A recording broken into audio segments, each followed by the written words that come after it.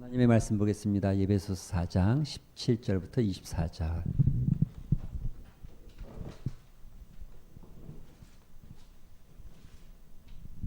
교독하겠습니다. 앞에 보셔도 되겠습니다. 그러므로 내가 이것을 말하며 주 안에서 증언하노니 이제부터 너희는 이방인이 그 마음에 허망한 것으로 행함같이 행하지 말라.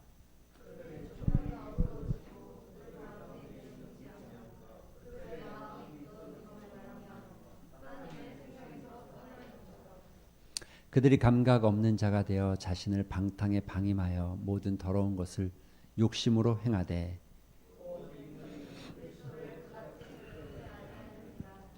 진리가 예수 안에 있는 것 같이 너희가 참으로 그에게서 듣고 또한 그 안에서 가르침을 받았을진데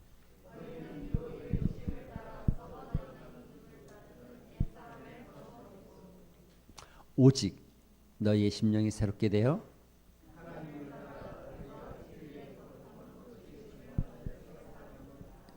아멘 할렐루야.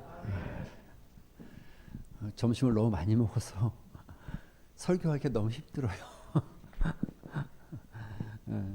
오늘 카레가 어찌 그렇게 맛있든지. 참고로 저는 조금 마른 듯한 카레 괜찮아 합니다, 권사님. 국물이 없다고 걱정을 너무 많이 하셔서 늘 우리는 맛있게 먹고만 있지만 금요일 날 나오셔서 미리 준비하시고 토요일 날 못한 거 하시고 주일 날 또 일찍 나오셔서 준비하시고 또 예배 끝나자마자 내려가셔서 준비하시는 권사님들 진심으로 감사드리고 교회를 대표해서 감사드리고 또 우리는 그 수고를 다 모르지만 하나님이 갚아주실 줄 믿습니다. 할렐루야. 그 은혜가 권사님들 가정에 또 그 자녀들에게 천대까지 흘러가는 축복이 있길 소망합니다. 여러분 제 숫자 90, 10 이게 무슨 숫자인 줄 아십니까? 90대 10.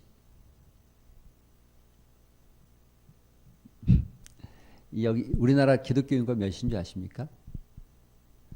지금 현재 대략 19.7% 970만 명 정도 된다고 합니다. 그런데 그 중에 10%는 교회를 약 100만 명 정도는 교회를 안 나가고 있답니다. 교회를 안 나가는 크리스찬. 난 크리스찬이야. 근데 교회는 안 가. 난 예수 믿어. 그렇지만 교회는 안 가. 이런 사람이 약 100만 명 정도 있다고 합니다. 어마어마하죠. 여러분 우리가 진짜 안 믿는 영혼들도 전도해야 되는 게 사명이지만 저렇게 낙심되거나 또 저렇게 떨어져 있는 영혼들도 구원해야 될 우리의 어떤 사명을 가지고 있음을 기억할 필요가 있습니다. 특별히 이 통계가 정확하게는 2018년인가 그렇습니다. 그러니까 지금 코로나 전에 코로나 이후에 아마 더 이 10%가 더 많이 늘어나지 않았을까. 실제적으로 코로나 이후에 대략 한 30%, 25%에서 30%의 성도가 줄었다. 예배를 안 나오고 있다. 이런 통계가 나와 있죠. 아마 2%가 20 정도로 올라가지 않았을까. 여러분 이 숫자는 뭔지 아시겠습니까?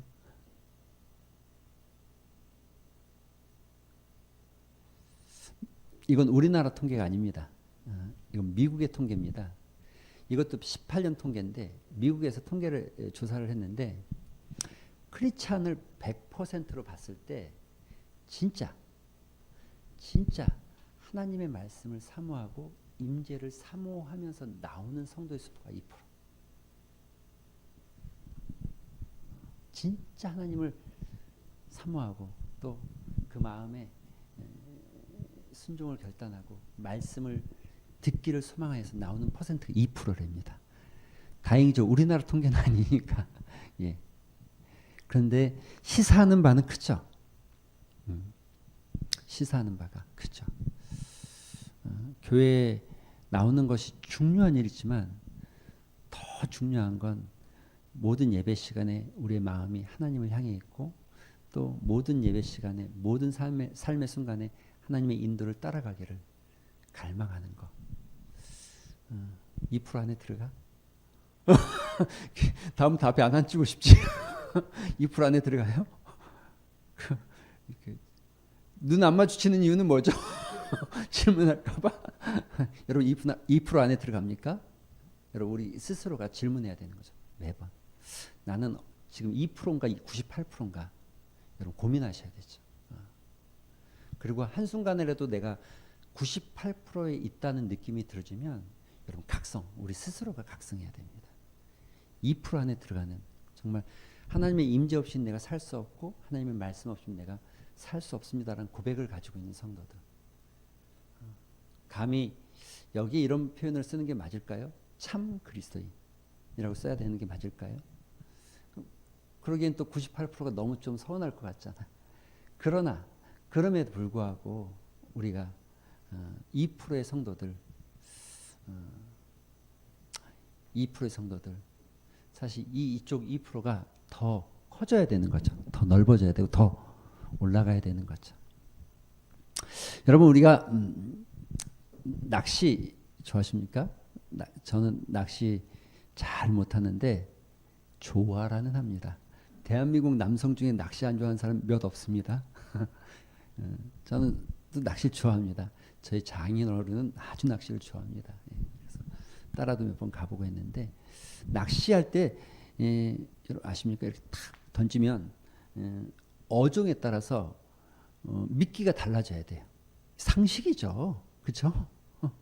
그 베스를 잡는 거하고 민물 낚시하고 또 바다 낚시하고 이 미끼가 다 다르잖아요. 가끔 내가 무슨 말씀을 좋아하는지를 한번 살펴볼 필요가 있어요. 그 내 신앙의 어떤 표대가 되는 거예요. 내가 좋아하는 말씀이 어떤 축복의 메시지를 좋아하는지 위로의 메시지만 좋아하는지 아니면 징계의 메시지가 있지만 그 안에 어떤 하나님의 마음이 느껴지는 메시지를 보는 것을 즐거워하는지 한번 살펴볼 필요가 있어요.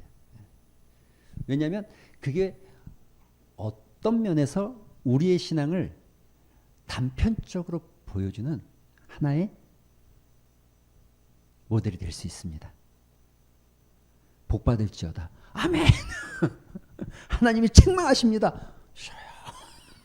한 거 아니고 어떤 순간에도 우리가 회개하라 천국이 가까웠다라고 해도 할렐루야 아멘. 주의 은혜가 여러분 삶에 가득하길 소망합니다. 할렐루야 아멘. 이런 우리의 신앙이 좀 세워져야 되는 거죠. 사단은 이렇게 우리가 좋아하는 것을 따라서 우리를 유혹하고 낚아가는 모습이죠. 그런데 이 98% 성도들, 이 98%의 성도들은 어떤 성도들일까요? 2% 뭐 통계적으로 나와 있는 모습이죠.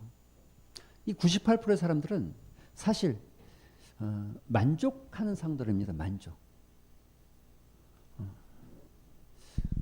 현재 상태가 만족스러운 거예요. 근데 여기에 표현이 정확해야 돼. 현재 내 신앙과 내 영적 상태에 만족하는 게 아니라 내 지금 삶 자체에 그냥 만족하는 거예요. 이만하면 됐고, 더 뭐 할 거 뭐 있어. 뭐. 주일날 한번 예배 드리면 되고, 또 뭐 바쁘면 못 드릴 수도 있고, 평일이야 뭐 또 다 자기 스스로 만족을 하는 만족을.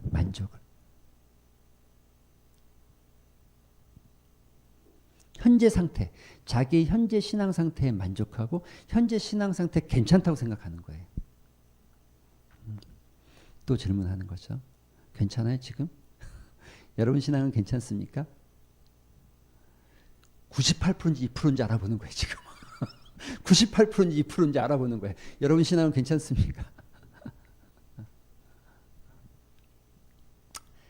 성경이 이렇게 표현하죠. 계시록 3장에 보면 너는 풍족하여 부족한 것이 조금도 없다고 하지만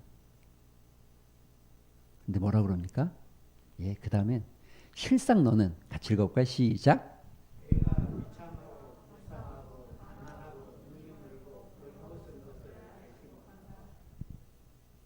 여러분 이게 착각이죠. 우리 착각.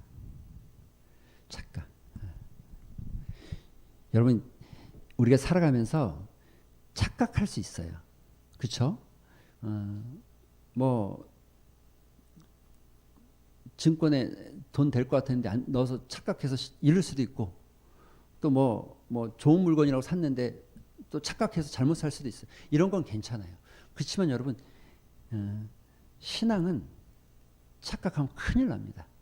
이건 그냥 여러분의 한 생활의 한 단편을 가지고 이야기하는 게 아니라 여러분의 내 생과 이 생과 그 다음 생까지 연결되어 있는 아주 중요한, 이건 착각하면 안 됩니다. 이건 착각하면 아주 큰일 납니다.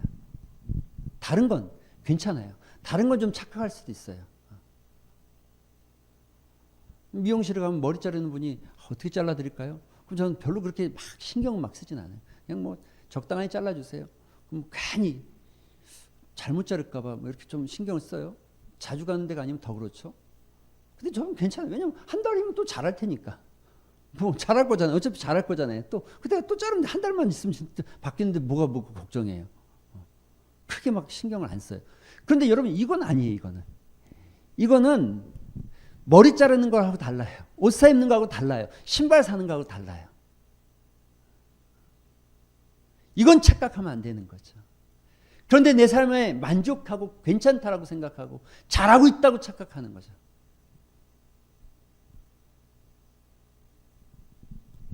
그러나 성경은 실상 너는 비참하고 불쌍하고 가난하고 눈이 멀고 벌거벗은 것을 알지 못한다라고 말하고 있죠.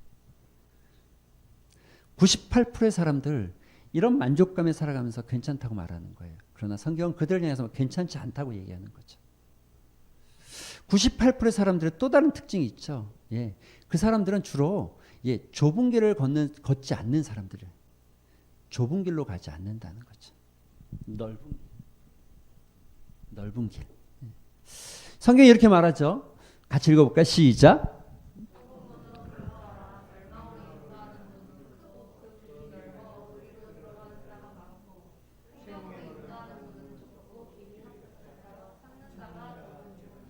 반드시는 아닙니다. 그러나 우리의 가는 길에 많은 사람이 없는 게 어쩌면 더 맞을 확률이 높아요. 왜냐하면 하나님의 말씀과 예수 그리스도를 따라서 살아가는 것 자체가 쉽지가 않기 때문에 다수가 따라가는 것이 옳아 보이지만, 다수가 가는 것이 좋아 보이지만 실상은 작은 길, 이름도 없고 알아주지도 않고 내가 이거 이렇게 가도 될까 싶은 그 길이 진짜일 확률이 더 높아요. 반드시는 아니지만 그럴 확률이 높은 거죠. 98% 이분들도 다 신앙인이라고 말합니다. 그런 특징은 뭐냐면 넓은 길을 좋아하는 신앙인이에요. 여전히 다수의 치중해서 가기를 좋아하는 거예요. 자기의 신앙보다는 대중의 신앙에 끌려가고 이끌려가고 그 신앙 안에 묻어있기를 좋아하는 거예요. 98%는. 그러나 2%는 98%의 그 길과 다르게 모든 사람들이 그렇게 생각한다 할지라도 나는 그 자리에서 하나님의 임재를 사모하고 하나님의 이끄심을 소망하고 하나님의 말씀을 붙잡고 살려고 하는 사람들. 그래서 그 길을 이렇게 표현하잖아요. 좁고 길이 협착하고 또 그다음 뭐예요? 찾는 사람이 적음이라. 적어요. 예수 그리스도를 따라가는 삶이 많은 사람이 우리를 따라가는 것 같지만 아니라는 거죠. 5,000명을 먹이신 4,000명을 먹이신 5병이어와 4병의 기적을 4,000명을 먹이신 7병이어의 기적을 만들었다 할지라도 그 많은 사람들이 다 따라가는 게 아니라 그 중에는 소수의 인원만 예수님을 따르는 거죠.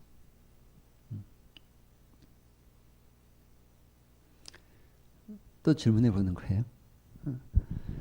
여러분의 신앙은 큰 길로 가고 있습니까?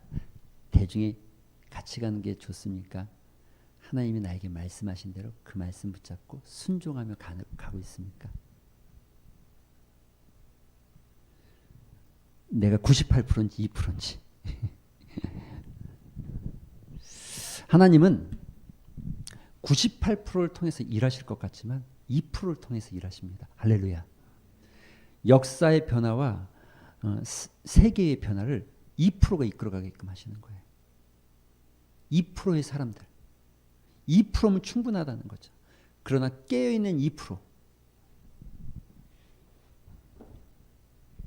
한번 같이 읽어볼까요? 시작.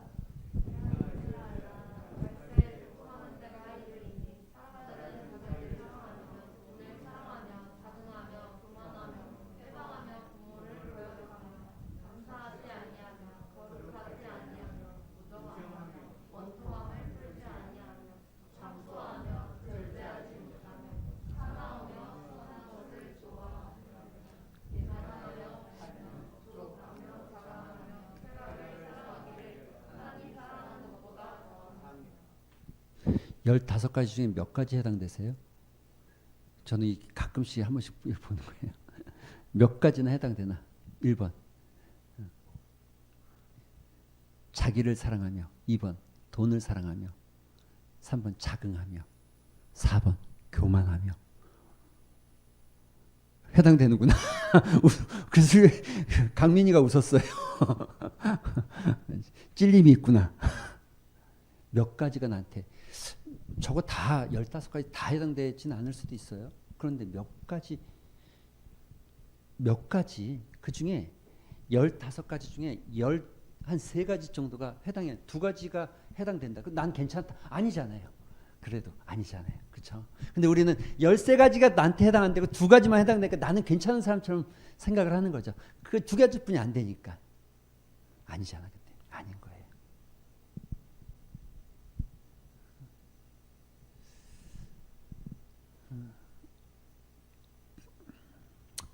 여러분,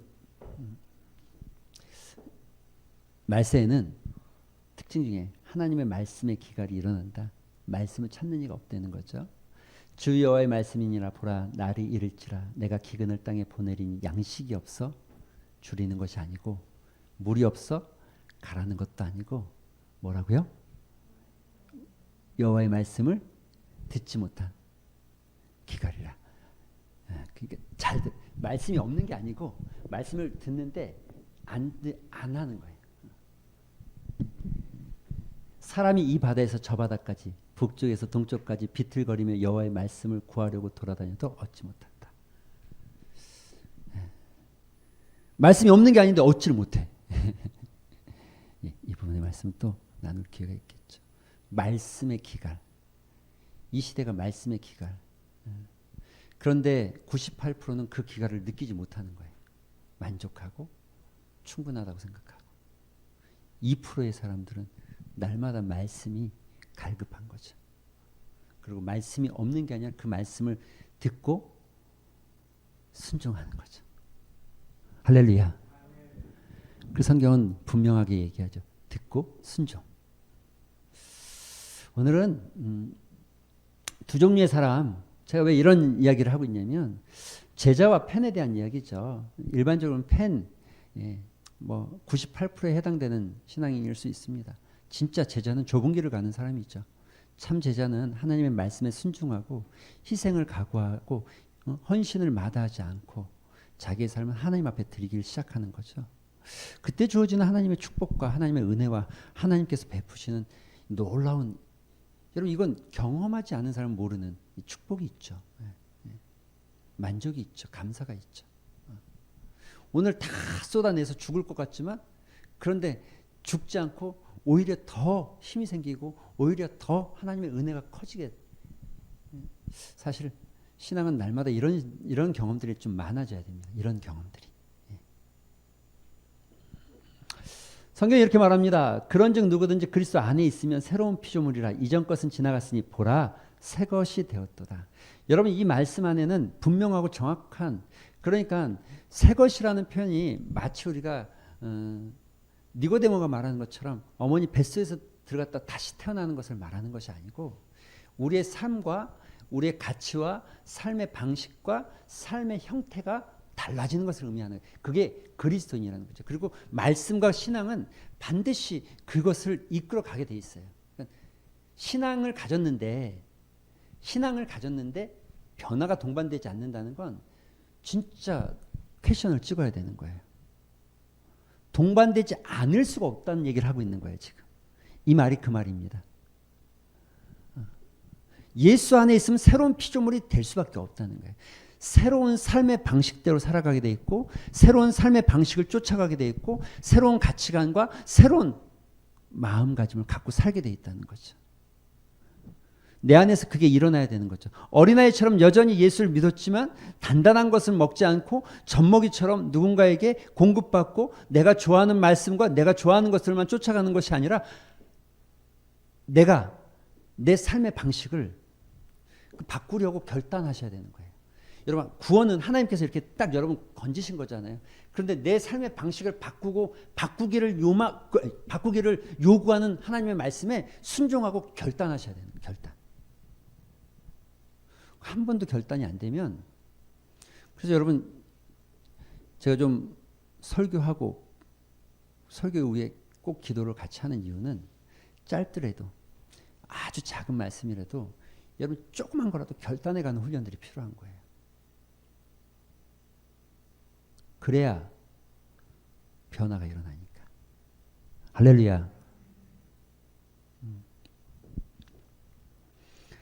새로운 삶을 시작하는, 새로운 삶으로 살기 시작하는 거, 새로운 피조물이 되어지는 거, 새로운 삶의 방식을 갖고 살아가는 거, 새로운 삶의 가치를 따라 살아가는 사람들, 그걸 그리스도인이라고 그러는 거예요. 성도임에도 불구하고 삶의 변화가 일어나지 않는다는 건 굉장히 모순된 삶이죠.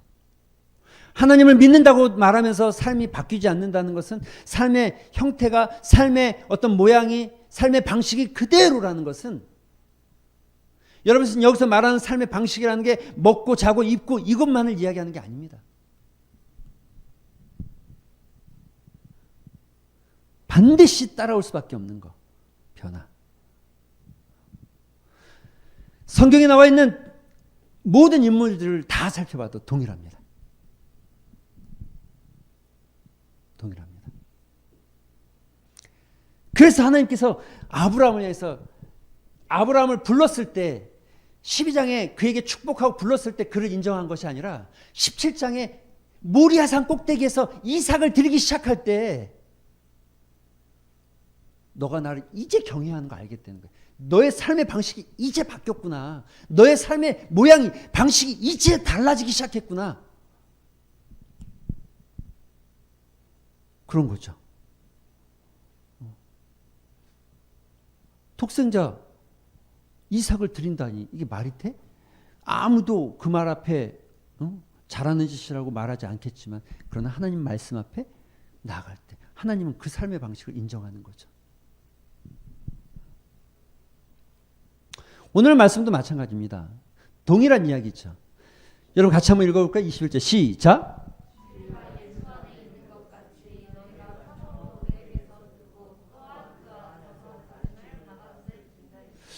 예, 진리가 예수 안에 있는 것 같이 너희가 참으로 그에게서, 그러니까 너희 안에 진리가 있다면, 너희가 가르침을 받았다면, 너희가 하나님의 말씀을 안다면, 그렇다면 이런 얘기예요. 지금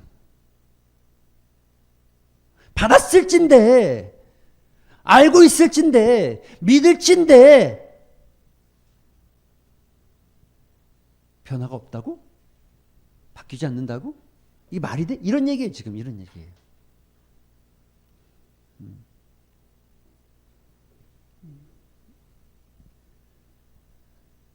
그래서 현대화 성경에도 그렇게 얘기하죠. 여러분이 정말 예수님에 대해서 듣고 그분 안에서 있는 진리대로 가르침을 받았다면, 그렇다면 여러분의 삶은 이렇게 삶이 바뀌어져야 됩니다. 그렇다면 여러분의 삶은 이렇게 되어져야 됩니다. 라는 얘기를 바울이 하고 있다는 거죠.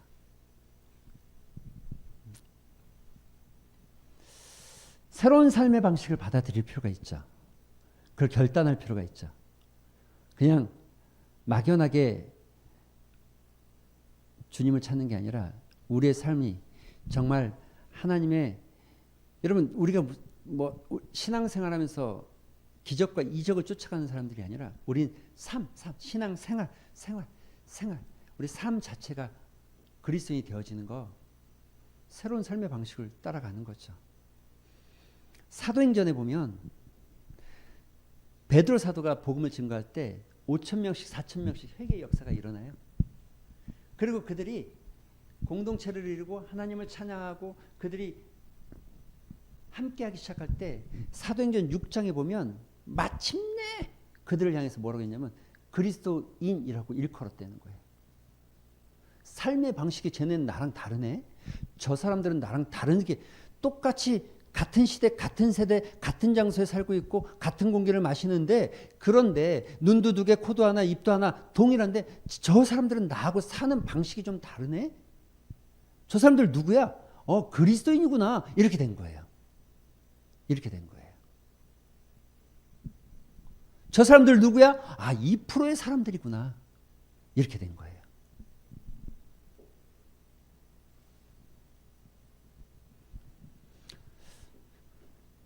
그런데 이 삶의 방식에서 우리가 피해야 될 거.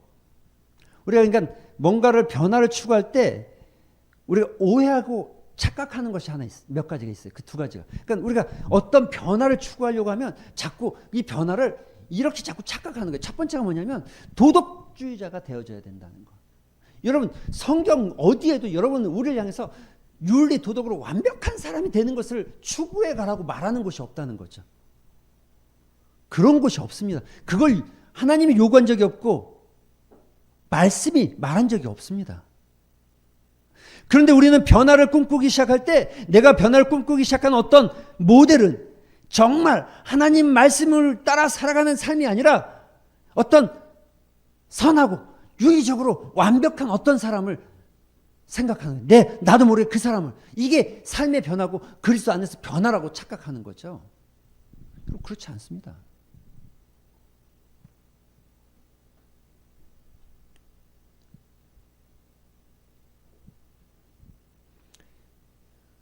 자기 의의를 높이라고 부르신 게 아닙니다.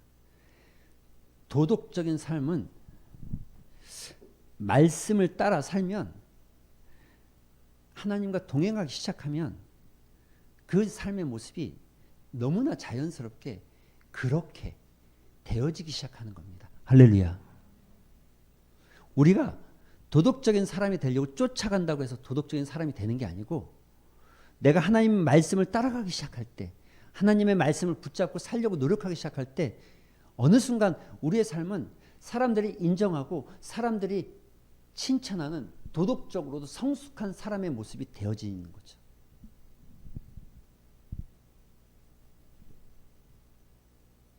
두 번째는 이겁니다. 두 번째는 도덕을 아예 폐기해버리는 듯한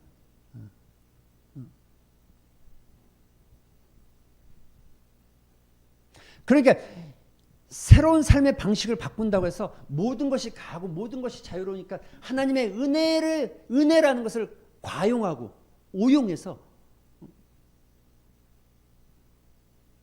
조금 막 살아도 괜찮은 것처럼 생각하는 거죠. 여러분 그렇지 않죠. 그렇지 않죠.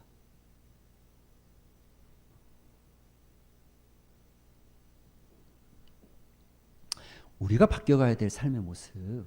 그러니까 첫 번째로 오늘 바울이 얘기하는 그 첫 번째가 뭐냐면 너희가 삶을 바꾸기 위해서 먼저 해야 될 게 벗어라. 이것도 잘못 들으면 큰일 납니다. 저 영상 다 자르고 여기서부터 얘기하면 아주 큰일 나는 거죠. 이제 유튜브 누가 저의 또 저기 안티팬이 혹시 있어가지고 나를 좀 굉장히 싫어해서 악의적으로 딱 잘라서 벗어라. 이것만 성도들한테 벗어라 이랬다고 이것만 내보내면 아주 곤란해지는. 근데 오늘 그렇게 말하고 있는 거예요. 다른 말로 하면 버려라. 버려라. 벗어버려라. 욕심은 놓으려고 하지 않죠. 우리는 절대 편리한 것, 편한 것, 좋은 것 양보하려고 하지 않죠. 그럼 제일 쉬운 헌신이 제가 생각할 때는 물론 뭐 물질에 좀 어려움이 있는 사람도 있겠지만 제일 쉬운 게 돈으로.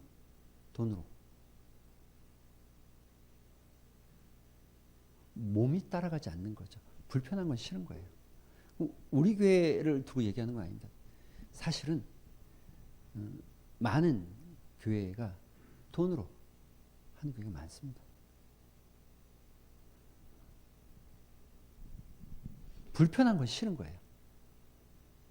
힘든 거 싫고. 근데 주님을 따라간다는 것은, 믿음을 따라서 산다는 것은 여러분 포기해야 될 게 좀 생기는 거예요. 포기할 게 생겨요. 그러니까 결단한다는 얘기는 내가 뭘 하겠다라는 게 아니라 내가 뭘 안 하겠다는 걸 해야 되는 거예요. 내가 뭘 안 하겠다. 내가 뭘 포기해야 되겠다. 여러분 하나씩 그게 좀 늘어나야 돼요. 내가 좋아하는 즐거움을 뭔가를 포기하기 시작합니다. 다이어트를 해도 포기하는 게 생기잖아요. 그죠? 취업을 앞두고 있는 학생들이 취업을 위해서 공부하느라고 포기하는 게 생깁니까? 안 생깁니까? 예전에 우리가 학교 다닐 때는 3당 4락 3시간 자면 붓고 4시간 자면 떨어진다. 잠도 포기해야 됐어요. 운동선수들이 여러분 포기하는 게 생기잖아요.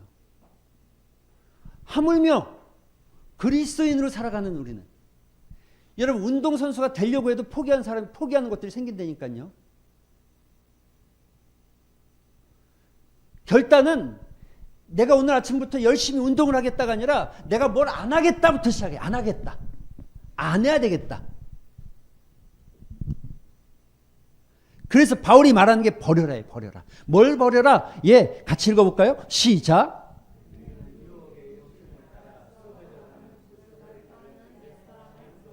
현대어 성경을 한번 다시 읽어봅시다. 시작.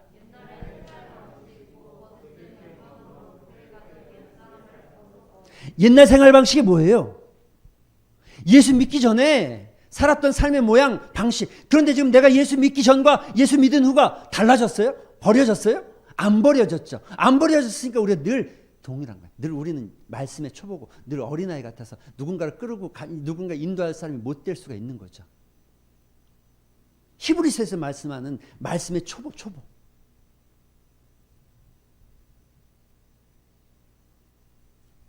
섞여 있으면 요즘은 뭐 원리를 찾아라처럼 요즘엔 그리스도인을 찾아라 못 찾잖아요. 다 똑같아가지고 삶 모양이 생각하는 거나 말하는 거나 뭐 삶의 모양의 방식이 다 똑같으니까.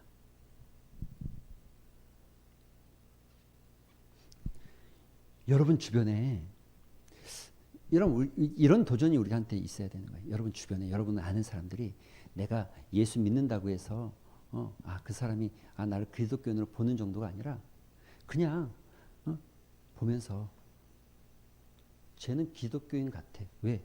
우리랑 생각하는 게 좀 달라. 우리랑 사는 방식이 좀 달라.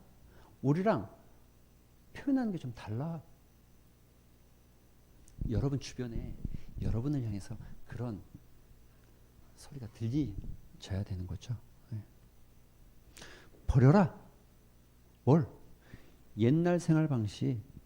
옛날 방식. 그게 뭐라고요? 거짓된 욕망. 오전 시간에 탐심에 대해서 잠깐 나눴지만 거짓된 욕망. 여러분 욕망은 욕망인데 왜 거짓될까요? 아무리 쫓아가도 채워지지 않고 아무리 채우려고 해도 잡혀지지 않는 거. 허황된 거. 허상. 돈만 많으면 행복할 수 있어. 진짜 그렇습니까? 건강하면 다 잘할 수 있어. 진짜 그렇습니까? 허황된 욕망. 돈이나 건강이나 아니요. 어떤 삶의 모양, 어떤 삶의 자리가 됐든 내가 그리스도 안에 있나 없나가 체크돼야죠. 옛날 방식, 거짓된 욕망이라는 거예요. 옛날 방식, 부패해가는 옛사람, 그것을 벗어버려라.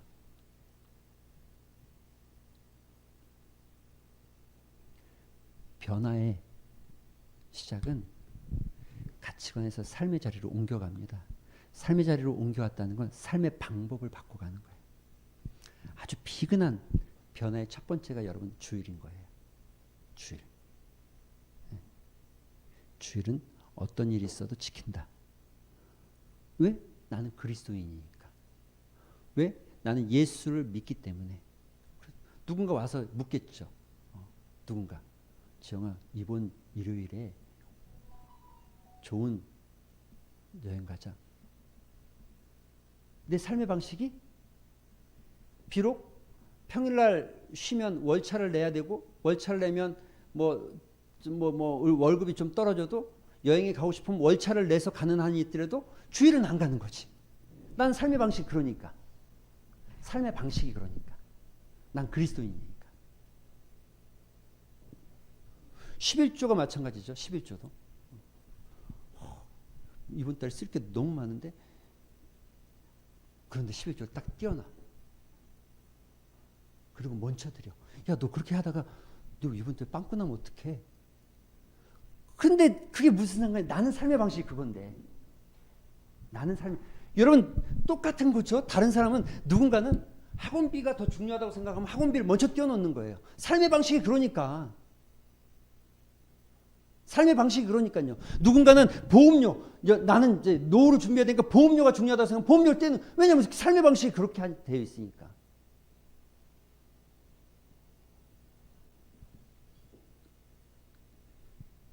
옛날 방식을 벗어버려라.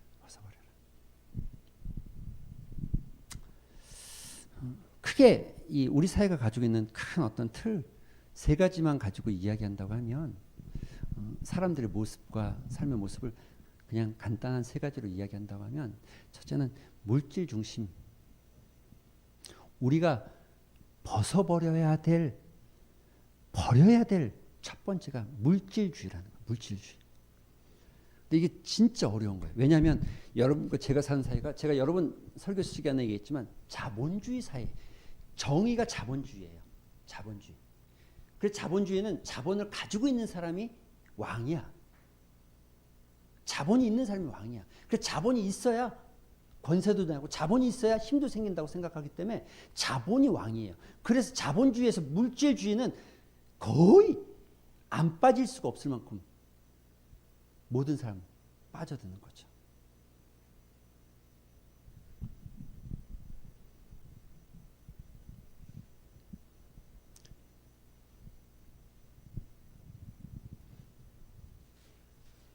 얼만큼 버느냐, 버는 것보다 어떻게 쓰느냐가 더 중요한 겁니다. 할렐루야. 몇 천억을 쌓아놓고 죽어봐야 진짜 내 것은 내가 쓴 만큼뿐이 안 되는 거예요. 정말 지혜로운 사람은 쌓아놓는 게 아니라 흘려보내는 게.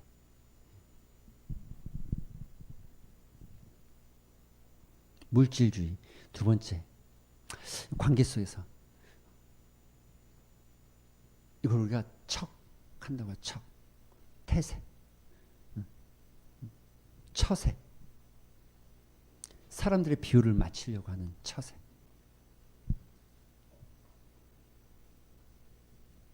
내가 이렇게 안 하면 사람들에게 용납받지 못하고 내가 공동체에서 떨어질까 두려운 마음.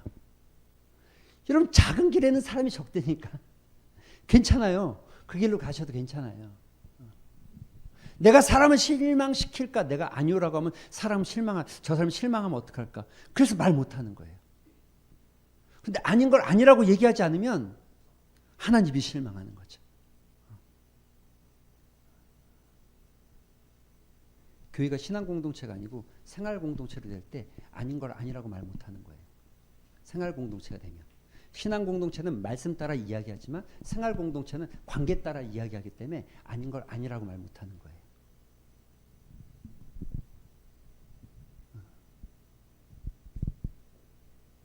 사람의 비율을 맞추려고 하는 거. 이 시대가 가지고 있는 모든 모양입니다. 세 번째, 지나친 일 중독. 몇 분 또 찔릴 수도 있습니다. 성취하는 것이 내가 인정받는다라고 착각하는 거죠. 하나님의 일은 성취가 아니라 과정이죠. 할렐루야. 하나님의 요구하심은 그 일을 대하는 태도와 과정을 중요시하는 거지 그 일의 결과와 그 열매를 중요하게 생각하지 않습니다. 그래서 성경이 이렇게 말하는 거예요. 너희는 포도나무고 나는 가지니 너희가 내 안에 있으면 어떻게 돼요? 열매를 맺는 거예요, 자연스럽게. 열매를 맺는 거는 내 안에 그냥 자연스럽게 돼. 과정. 너가 내 안에 있기를 원하는 과정. 그런데 현대의 많은 사람들이 크리스찬을 뛰어넘어서도 일 중독에 빠져 있는 사람이 많죠. 그런데 크리스찬 중에도 일 중독에 빠져 있는 경우가 많아요. 성취, 성공을 쫓아가는 거예요. 실패한 게 잘못된 게 아닙니다. 전도 축제를 했는데 한 명도 안 왔어. 그러니까 실패다. 여러분 그렇게 생각하십니까? 물론 최선을 다하지 않은 우리의 모습이 보였다고 하면 우리가 하나님 앞에 돌아볼 필요가 있겠죠. 그런데 여러분 그거에 대해서 두려워할 필요가 없죠. 이루시는 분은 하나님. 예레미야 33장 2절. 이를 행하시는 여호와 그것을 성취하시는 여호와. 할렐루야. 일중도에 빠지면 안 되죠.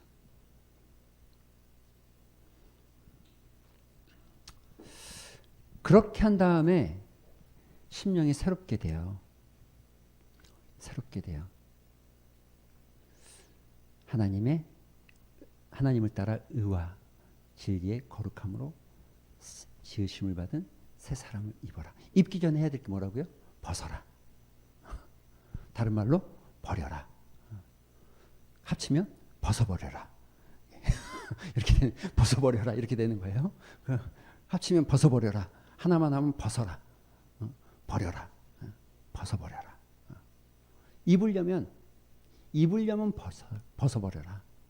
입으려면 버려라. 근데 아직도 버리지 않으면 입기가 어려운 거죠. 아직도 우리 마음 안에 다른 것들이 지배하고 있으면 하나님의 말씀이 통치하기 어려운 거죠. 아직도 내 삶 안에 다른 것들이 존재하면 성령께서 내 삶을 다스리기가 어려운 거죠. 의와 진리와 거룩함으로 지으심을 받은 새 사람을 입으라. 그 은혜가 여러분에게 있게 되길 바랍니다. 그 부분에 대해서는 또 다음 시간에 우리가 나누는 은혜가 있게 되길 소망합니다.